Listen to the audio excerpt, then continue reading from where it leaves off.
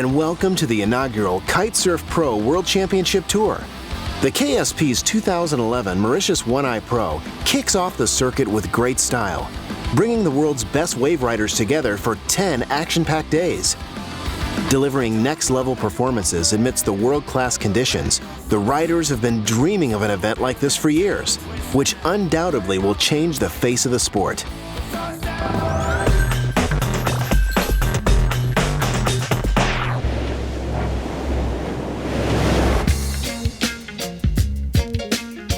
Renowned for its natural beauties, the small island of Mauritius, a peaceful heaven surrounded by warm blue waters, rests 900 kilometers east of Madagascar in the Indian Ocean. Bustling with economic activity, the capital city of Port Louis lies up in the north. But it's the south of this paradisiacal island that features the sweet conditions that sportsmen dream of. With its near-perfect reef break, Morne has put Mauritius on the action sports map, making it an iconic and must-visit destination. So Mauritius is a really good kite destination, especially Morne, because in one small area you've got 3 or 4 really good wave spots.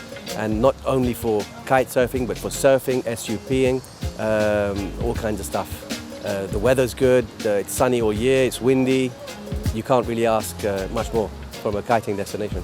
Morne's known for one-eyes, which is a long, fast wave with very side-off wind conditions. So the wave is pretty extreme. It's a pretty extreme ride. But once you get used to it, it's a lot of fun.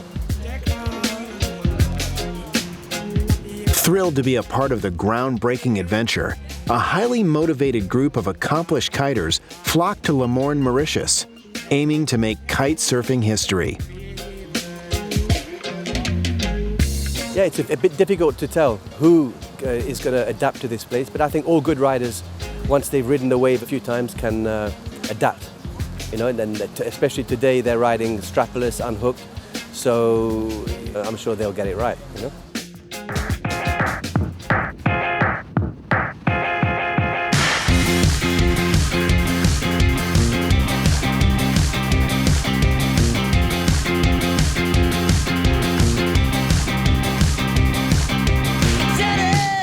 We're on the second day of the One-Eye Pro. The conditions on the water look really good. We don't quite have the wind yet, but the waves are looking really nice. It's almost perfect. So we're all just waiting at the moment for the wind to come up and to go out there and rip in the expression session, and right after that to get into the competition's first round.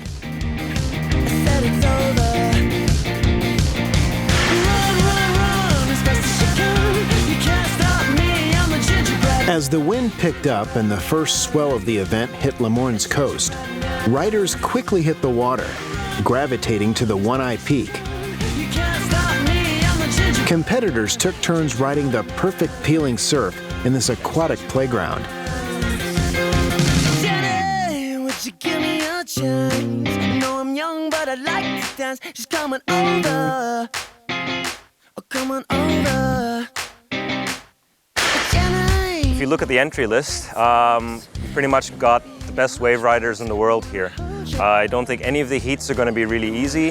Everybody is at a very high level. There's a lot of skill here. So all the heats, everyone's going to give 100%. It's going to be a really good show.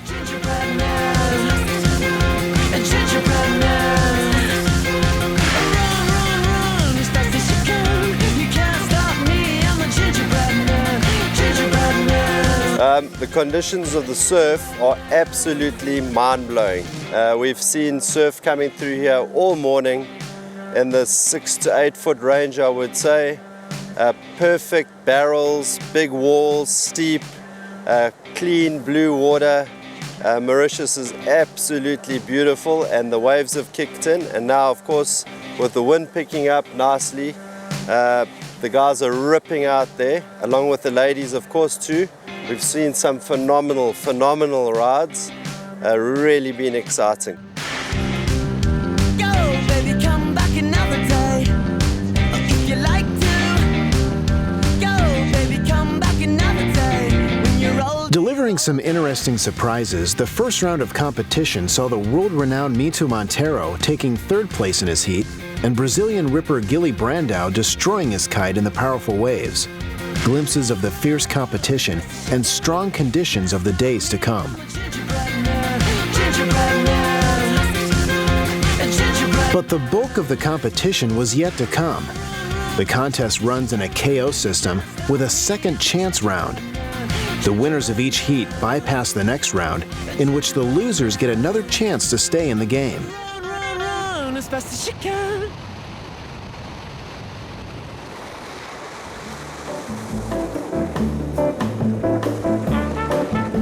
Besides having perfect kite surfing conditions, Morne is a UNESCO World Heritage Site due to its exceptional historical value. In fact, the Morne cultural landscape is the only place in the world where we celebrate the resistance to slavery. In fact, the Maroon slaves, they found refuge on the mountain, on the summit of the mountain of Morne. And according to a legend, it says that the slaves, the Maroon slaves, they even jumped off the mountain in order to achieve freedom. For them, death is the only way to achieve their freedom, instead of going to slavery again. There is a lot of oral history associated to it, which has been transmitted from one generation to the next. For example, the folklore, the traditional fishing, storytelling, and also healing practices, ritual practices, traditional meal. So we can say that there's a living tradition that still exists at Morne that makes the mountain so special in the world, and with all the history associated to it.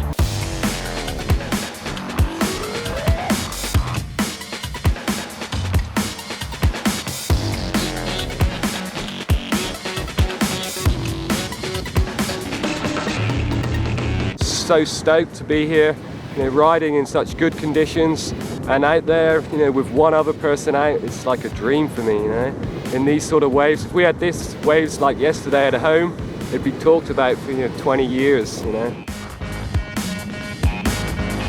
Offering 8 to 10 foot face barreling waves, the competition resumed on the third day of the Mauritius One-Eye Pro. With a score of 18.04 points out of 20, Mark Ramsayer from Switzerland stood out, while Mito Monteiro waited for his chance to come back.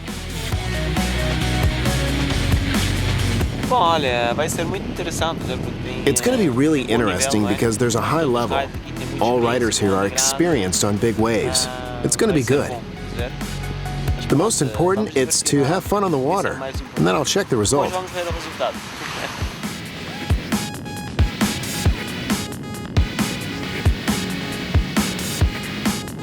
With conditions holding strong, veteran riders such as Jesse Richmond, Sky Solbach, and John Amundsen made an easy breakthrough to the next round. But the young newcomers, Ozzie Smith and Patry McLaughlin, turned a lot of heads with their radical style and progressive approach.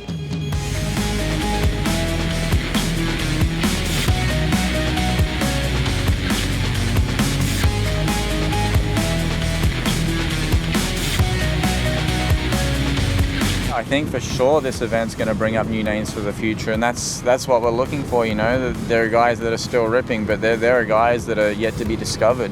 Guys coming from different countries that have never been seen, and showcasing what they've got to offer. And I think it's an excellent potential for athletes to come together and see what others are doing, and actually learn off each other too, and see where the sport of kite surfing and waves heads.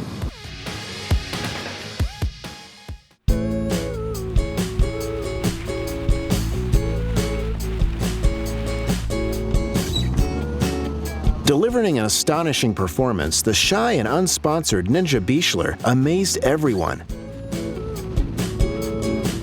Calling Mauritius home, Ninja gives us insight into her passion for wave riding.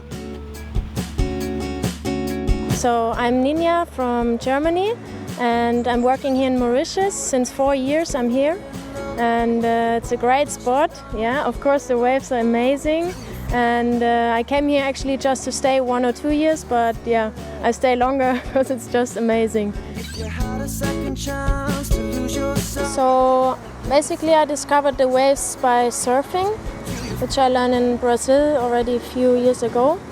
And yeah, then in the spot here with windsurfing, I also started in the waves, and with kiting 2 years ago. And yeah, waves are it's just more, I don't know, adrenaline, it's more fun. It's changing all the time, so you kind of need to really be aware, and I love it.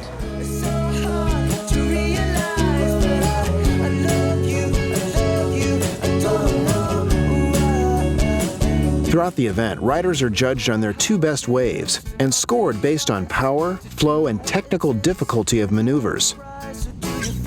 All of the 5 ISA-accredited judges score each rider's wave on a scale of 1 to 10, with a perfect heat score being 20.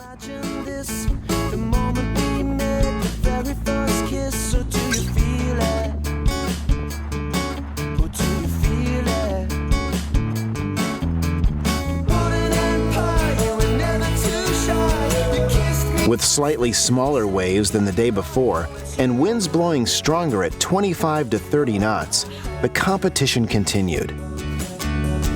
As the field boiled down, some star-studded matchups took place, such as the clash between Mito Montero and Gilly Brandau, 2 of the most renowned kite surfers on the scene.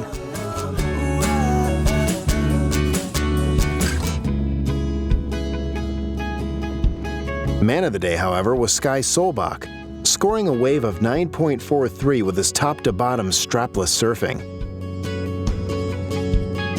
Yeah, it was a bit of a strange day today here in Paradise because we had some rain and some squalls, some really windy squalls. The waves weren't quite as consistent, so it wasn't so challenging for the guys riding. We're just finishing the last of the ladies' consolidation, and then it'll be about 5 o'clock, so time for wrap up, and then a really early start tomorrow because the big wind and the big swell's going to come in tomorrow.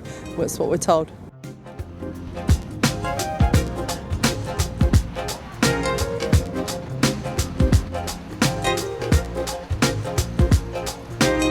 Happy with the outcome of this first stop so far, Kristen Booz explains what motivated her and a group of riders to start the Kitesurf Pro World Tour circuit.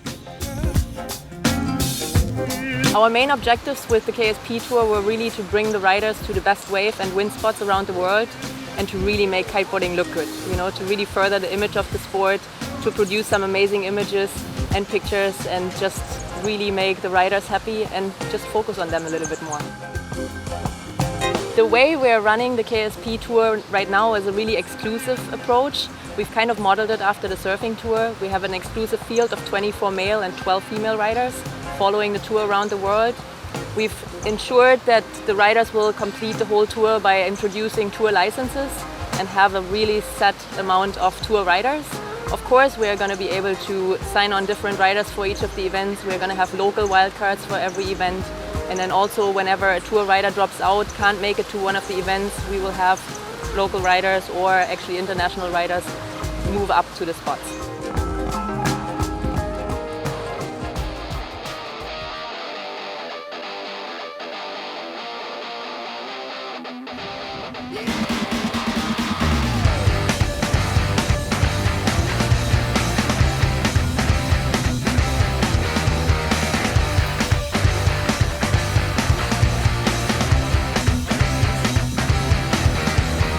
It is already pumping and the swell is just rising. It's definitely gonna be a bit of a scary day. Got some solid sets rolling in, so hopefully we come in the same way we came out.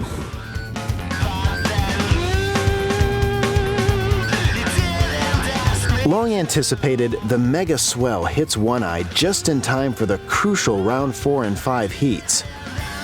With no room for errors amidst the huge, perfectly barreling walls of water, riders put on an epic strapless show of a caliber never before seen in competition.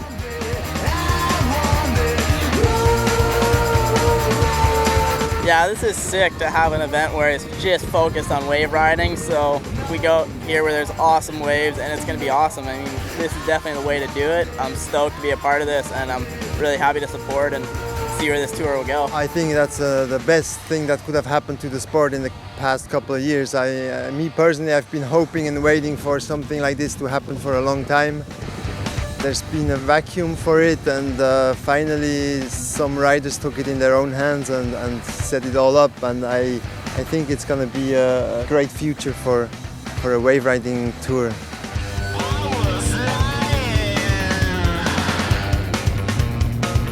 Conditions held strong throughout the afternoon, delivering more offshore wind than normal, which created extraordinarily smooth wave faces, a rarely seen canvas to kitesurf on. Mind-blowing performances and career-defining heats followed, leaving every single spectator in awe of the astounding action going down at One Eye. Shaking the ground of the sport in the quarterfinals, the relatively unknown Ayrton Cozzolino from Italy scored a perfect 10 with beautifully executed turns in the most critical section of the wave, all while riding strapless. The day ended on an inspiring note. History had just been made. We had the more amazing conditions for kiting. We had like around 7 meters front. The wave was perfect, open to do really nice turns. We had a really huge pocket in the middle. We showed the best show that the judges we can show in a contest in these kind of conditions, windy, with wave, with the best kiters in the world. So for us, these guys, they are changing the sport completely strapless, you know. This is something new for the sport. This day is going to pass to the history for sure, because, you know, we started kiting years ago, and now we are in the other side of kiting, and today, I tell you, this is a big change for kiting, strapless, big conditions, and you know how we can feel. We feel exciting, really happy, and really nervous to see tomorrow the next hits.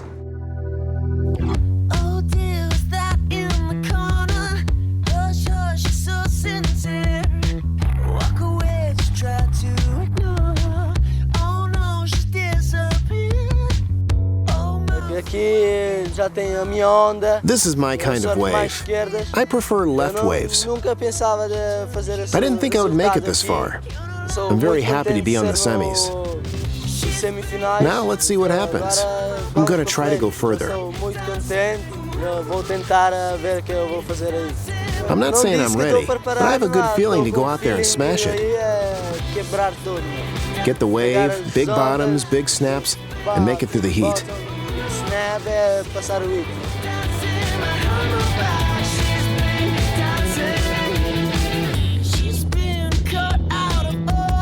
Here we have all this kind of, you know, styles, riding styles, but it seems like the strapless stuff is really get into, like, you know, the surf. Everybody wants to see it right now, so it's a mix of everything. I think everybody's learning about it. So before I came here, you know, I set a goal to myself to stay, like, at least get to the quarterfinals. So I think I'm no better than this now, so I'm really happy. And I try to go even farther in the contest, you know. Try to get my good waves today, and maybe I can make the finals.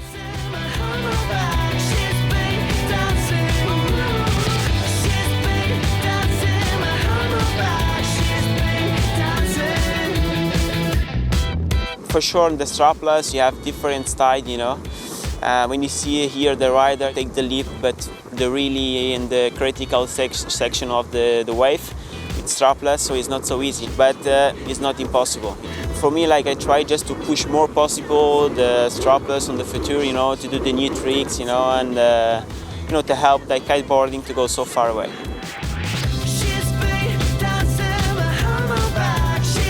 Breaking through into the final, Mito Montero displayed his fluid, innovative style, effortlessly switching stance between snaps. But Ayrton Cozzolino's remarkable top-to-bottom vertical turns gained advantage, earning Cozzolino top spot on the podium. Mauricio Pedrera, placing third, joined second-place finisher Mito Montero on the podium, where they applauded the inspiring performance of the young up-and-coming Italian rider Ayrton Cozzolino for his first-ever World Championship Tour event victory.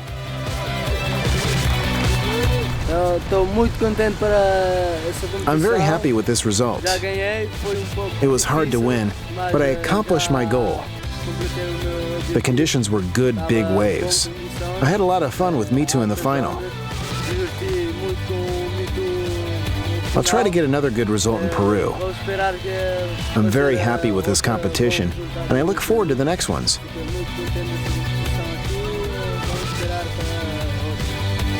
On the women's side, local wildcard Ninja Bichler takes top spot. With impressive style and by taking advantage of her local knowledge, the newcomer truly earned the victory at her first World Championship competition. Marie Goutran and Steph Bridge take deserving second and third place respectively. I think it's a lot to do with passion. So if you really like it, if you do it many times and it's your passion, you get the level too. You know?